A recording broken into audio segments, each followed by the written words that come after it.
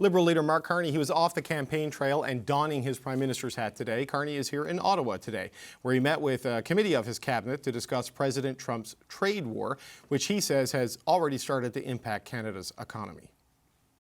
We left instructions for officials to ensure that the next government, whichever government Canadians choose, will be in the best possible position for negotiations with the United States, which, as the President and I have agreed, will begin from the start of May.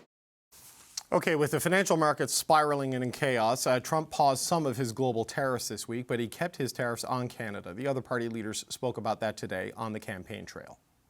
In a moment when Trump threatens our country, we need leaders who will do more than just stand up for Canada. We must protect what makes us proud to be Canadian. While the rest of the world is getting pauses on Trump's tariffs, there are more tariffs on Canada today than when Mark Carney became Prime Minister.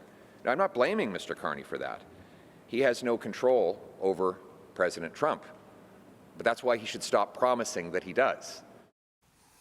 Okay, for more on this trade war, we're joined by former Deputy Prime Minister and former Quebec Premier Jean Charest, who is also a member of the Prime Minister's Council on Canada-U.S. Relations. Jean Charest, good to speak with you again. Thank you for being here, sir. Thank you, David.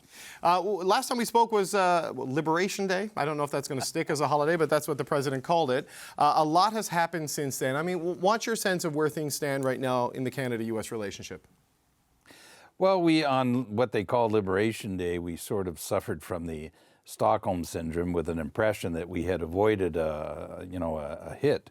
But in fact, we continue to have tariffs on aluminum, on steel. These apply to the world, but we are the most important supplier, and then automobiles, and then the fentanyl tariffs of 25%, except for everything that's under the umbrella of CUSMA. So we are still in a situation where we have to defend our interests. The government has decided to retaliate. I should point out that this is a world of very bad choices, David. I mean, there are no good choices. And everyone is very much aware that the tariffs the Americans impose on us hurt us.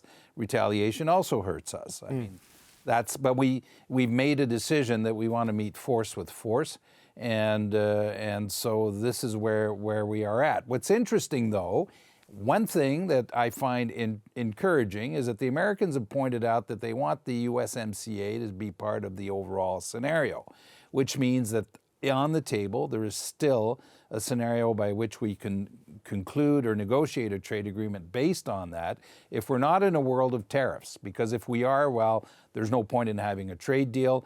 The Prime Minister Carney and the President agreed that they would negotiate after this election campaign, and it's on that basis that it would happen. And if that's the case, well, then maybe there is a path for us to conclude an agreement that would get rid of the tariffs. Well, on the tariffs, when we spoke last week, you said that the government needs to look at a more targeted approach, right? On top of the $125 billion or whatever the number is now that's out there. Howard Lutnick made some suggestion this week that Canada should back off on its retaliatory tariffs because he made the point it didn't work out well for China, which is now up to 145%. There's no sign that's happening from the Canadian side. I mean, do you think it could get to that point, or do you think it is status quo right up until whoever wins and whatever happens after that? Well, and since then, we have not seen any further retaliation from the American administration. I think they themselves now have gone and moved to the classic Trump strategy and modus operandi, shock and awe. So he hits people with tariffs, suspends, then negotiates. And in the case of Canada, there's been no escalation since we have retaliated, and the China situation has escalated. Now, why is China important? And it's important to Canada, by the way, David. It's 45% of the world's economy when you combine the GDP of the United States and China.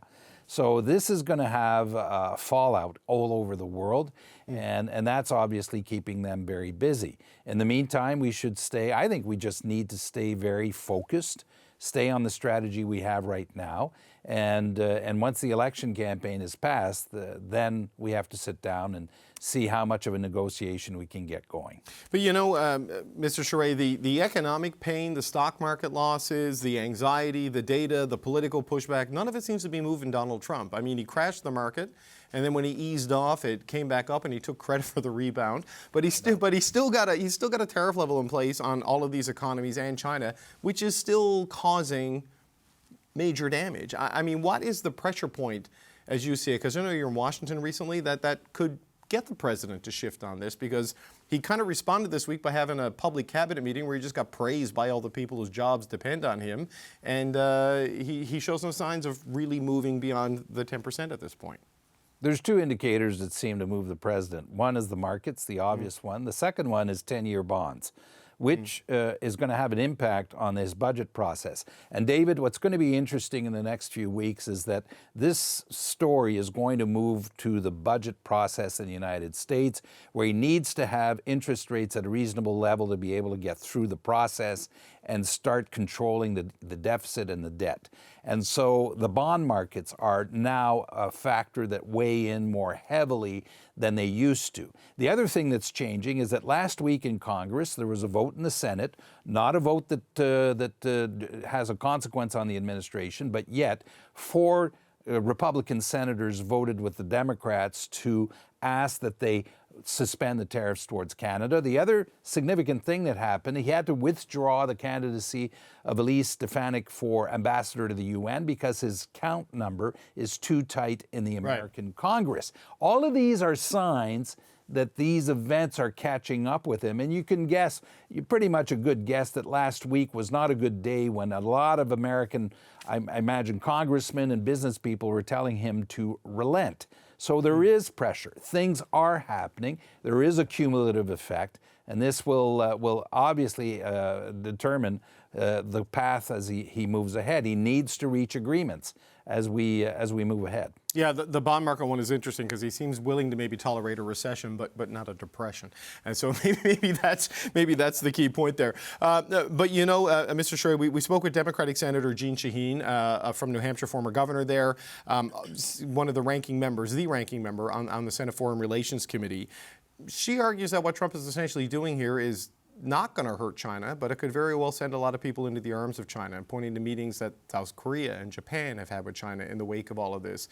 I mean, is that a potential way you see things reordering if the U.S. just becomes difficult to work with? More difficult. David, you're right. There is one of the consequences is there's going to be a reordering of geopolitics in the world. And China's now sitting down with Japan and South Korea to look at how they could do a trade deal together. And the American actions are pushing them in that direction. China has decided to flatline their tariffs with Africa. They're going to use the soft power they have that the Americans are not using to be able to increase their influence throughout the world.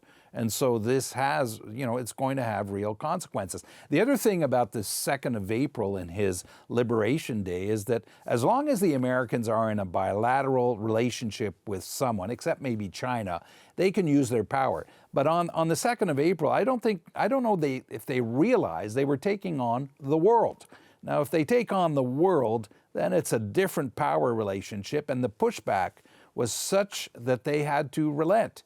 And that's what they're having to deal with as they deal with the tariffs as they move ahead. They're going to tank their own economy as they continue on this path and push them into a recession. It'll hurt Canada, but their consumers are going to feel the impact. China, mind you, I mean, they have been the manufacturer of the American economy and consumers for years now. If prices go up the way they're going to go up, it'll have a real impact on the budget of American families. Jean Charest, former Premier of Quebec, former Deputy Prime Minister, we appreciate your time today, sir. Thanks for being here. Thank you, David. Okay, we're going to move.